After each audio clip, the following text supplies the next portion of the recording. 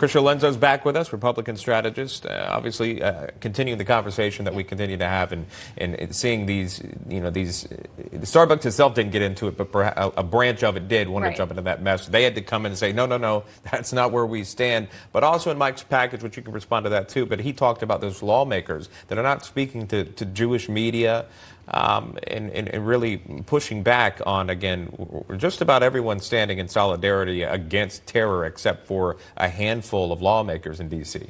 Well, just as your previous guest mentioned, this is now a war also on ideas and propaganda that's being put out there, especially from the squad. These are our elected officials. They're people who are their constituents who support them, and they're releasing misinformation. Again, saying if they're not condemning what's happening with Hamas, and this Starbucks group of workers is also not condemning Hamas. Why do they do that? Unfortunately, we know the answer. There's a rampant anti-Semitism in this country that still exists. And until we call it for what it is, it will continue. And to say that Israel is to blame in this instance is completely misguided when the people of Israel are trying to defend themselves, and Hamas is using the Palestinian people as shields. Why can't we continue to mention that?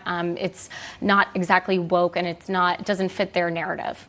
Yeah, and again, BLM sent a very clear message as to where at least the Chicago chapter stands, citing on those who have hang glided in the Hamas terrorists. Krysia, thank you very much for weighing in. Appreciate it.